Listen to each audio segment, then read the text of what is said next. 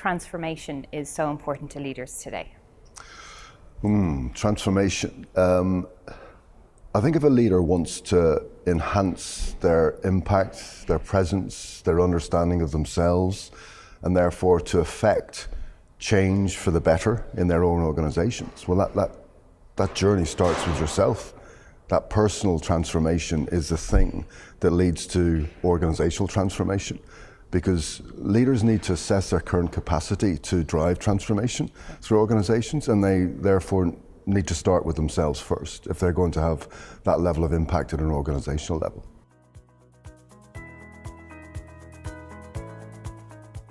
In the IMI, we have introduced this HIT model, which stands for High Impact Transformation.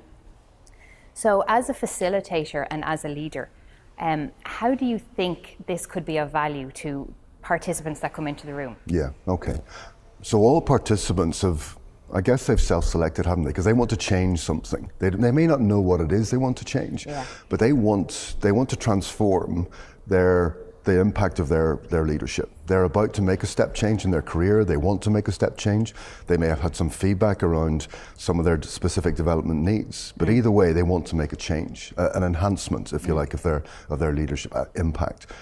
So what we need to do is first raise the level of awareness, because all change starts with awareness first, doesn't it? Right, yeah. So the way we actually do this is we start to disrupt or interrupt. I like the word interruption as well. Yeah. We interrupt their current thinking and perception and behavior and acting by showing them another way, a model, a framework, and they begin to observe themselves and become more aware of themselves. And that's the first step in terms of that cycle, the disruption leading to awareness.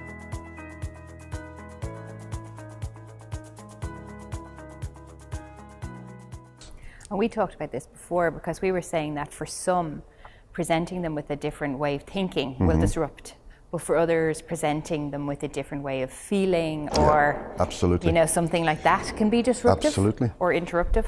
So I suppose for us, it's to find a whole toolkit of ways that will create this sense in people so that it will impact or land differently with different people, because everybody in the room is going to be triggered in a different way. That's right, absolutely. So for instance, when you take the experience, clearly there's a number of elements to the programs here. One will be the academic elements, and for some that will be quite disruptive. So they'll bring anxiety before day one. They'll be bringing that into the room, and observing that in themselves is one thing, but then working through that. For others, there'll be other aspects of the program that may be disruptive, or particular modules that may be disruptive that will change their way of thinking, to interrupt their current perception of the way things are and the way they are. Yeah. And I suppose in those states as well, it's a tricky one, because that's when people feel obviously challenged and stretched, and that's nearly a vulnerable time for them, because it's the time where they can go, I can't actually handle this. That's right. And that's right. It's the ability to push through that. And I suppose in the environment here, which is a very safe environment, if you know you can do it here, it's like that. The learning is to know, I have done it once. That's right. In a different situation, I know I have achieved pushing through this sense or this feeling. That's right. So from the disruption then, so obviously the HIT model has 5 key elements to it. So we're talking about the disrupt phase, which is the beginning. And we know that adults learn best, and all of our participants are adults. They will learn best in this stretch phase. And these dilemmas that makes them think or challenge, it actually ends up, I suppose, at the end to be what they came for. Because if you come and you're very comfortable, it's easy, but it's not satisfying. No, absolutely. And you're not really transforming, are you? And we can't have that transformation without the disruption.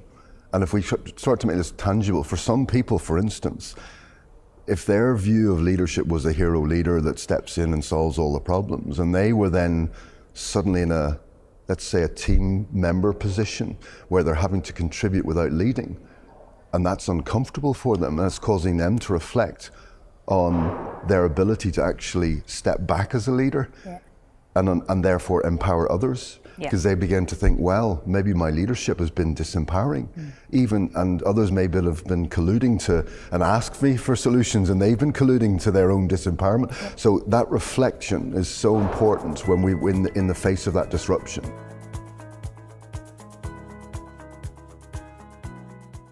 none of us like to feel that we're not optimizing or we're not at our max strength. Yeah. So knowing that, now what do I do? So this is where we move into the reframe piece. That's right. And with the reframe, the power of peers is vital, because often you won't get what you need to hear from the person at the top of the room. You may not get it back in your organization, but you can get it with people who are going through the same experience as you. So the reframe piece, where people go to find the answers to their question once they're honestly asking the question, or that they're asking the right question, this can really help them to start to calm, to feel that sense of it's okay to be like this.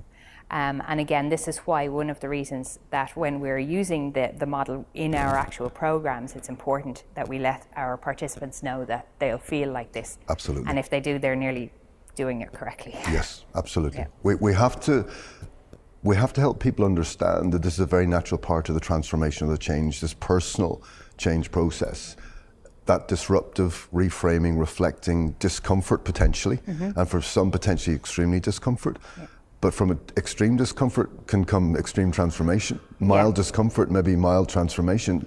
You can't. There's a very direct relationship there. So it's a very necessary part in making that personal change. And it's a funny thing, I suppose, because if we mirror this back to life, we can get disrupted without any notice. I think the tricky bit here is we tell them we're going to disrupt you, and they're nearly bracing themselves for it. But of course, that's what good practice would say to do. Absolutely. And then, of course, in real life, we come through it, and we have transformed. You're not the same person ever as you were before something like that. Absolutely. And you've gone through these stages, and you haven't even realised it. It's just worked its way through. So I suppose what part of the challenge is here, using the HIT model, is that we're breaking it down. So it's nearly, there's an unnaturalness about it, because we're making these stages very obvious, whereas in real life it may not be so obvious. Absolutely. A lot of this change may be unconscious, so gradual, not necessarily subtle, but we sometimes forget where we started. When we actually, at the end of this program, we may forget where we started, and that's where we advise journaling and things like that. And also that whole cycle is continuous as well, and the stages are not as distinct as we might think. And we can go back on each stage as well. We can continuously reflect, reframe, disrupt back to, we can go from any stage to any stage.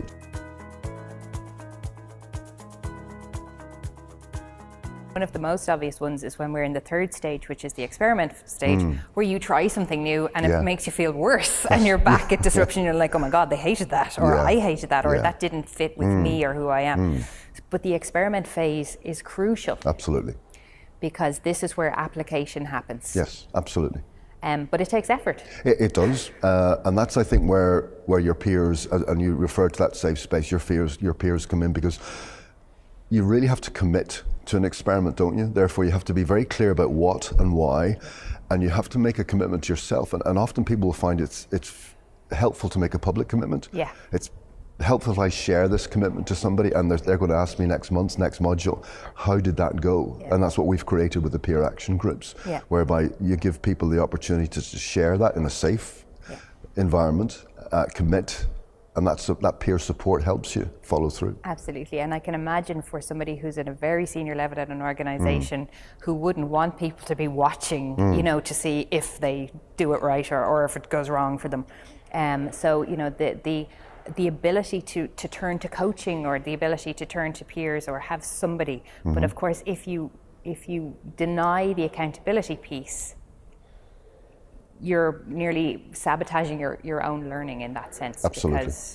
Well, absolutely. And part of leadership is taking responsibility for your own development, your own learning. So it's not something we can actually do to participants in an active way. We have to create the conditions under which they can start to be disrupted. We can create the conditions for interruption of their thinking and disruption. But after that, they need to reflect themselves. They need to reflect and reframe, and we will encourage that. And they need to make a commitment to experiment and change and reflect and reframe. So they do need to bring that themselves. And then, of course, the fusion piece is the final piece of the kind of 4 elements of the process. And with the fusion, it's about committing for as long as it's useful to commit, but to be aware that this cycle will continue. Absolutely. So really what we're doing with the participants is we're giving them a way of thinking and giving them a way of managing. This comes out of the IMI, this goes into the workplace, this goes into the home life. That's you know, right. this That's understanding that, you know, I will come through this with something if I want to. That's right. If I choose to. And that this cycle will actually help me to think through things and maybe even manage some of the emotional aspects around transformation, because people aren't very good at change. Absolutely. We don't necessarily embrace change. That's right. We're very wedded to our past ways of thinking, aren't we? They're comfortable. They are comfortable. And what safe. it is, but it's so interesting because that comfort is a perception until we start to show another way of thinking about this, which disrupts our comfort. We are then uncomfortable for a time, and we have to then experiment, because the human mind will try to experiment to find that sense of comfort again. In other words, that's that fusion piece, isn't it? Yeah, absolutely. Yeah. You are then changed forever. You are changed. Yeah. And I suppose again, the change can look different. So if you're over a diploma program, you're dealing with more information. You're dealing with a lot of difference and different voices, different messages. And you essentially have more time to experiment, but it nearly needs the experiments to be more structured, because you're trying to take in bits from a lot of different angles. But even on a short program, there can be something in there that makes you think or feel different. That's right. Which will help you to experience, I suppose, this process. Absolutely. I mean, some of those helpful disruptions, or easiest or quickest disruptions, are often after that first experience where you've now gone back into your workplace or your other world, and you start to understand things and that have always been there, but you can see them so much more clearly now, and it explains things for you. So it's changed your way of perceiving and therefore interacting with that world, and then you can be very much clear about what you need to change in the system or about yourself. Yeah.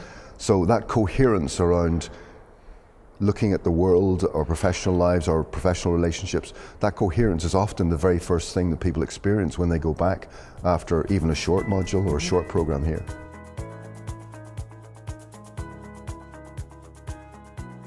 All the way through, you mentioned it quite a lot, the idea of reflection, but what we're pushing here is deliberate reflection, as in really focusing. Yes. What questions are you asking yourself? What answers are you giving to those questions?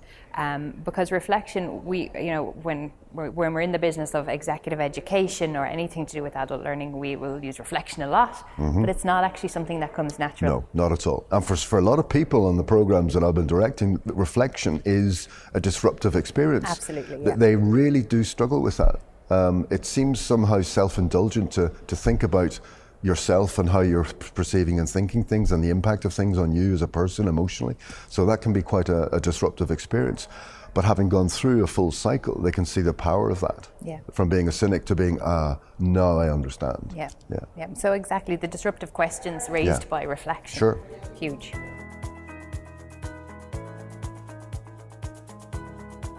Can you give an example of what it's like for a participant to go through a journey of transformation? I guess some of the more obvious, powerful transformational journeys would have been on the diploma in leadership, and particularly around the Killer E module. Now, I can't just isolate and say it's all about the Killer E module, because clearly there's an awful lot leading up to that, and you've got the context of the whole program. But if I think of some individuals' personal transformational journeys, I can think of a couple of really good examples.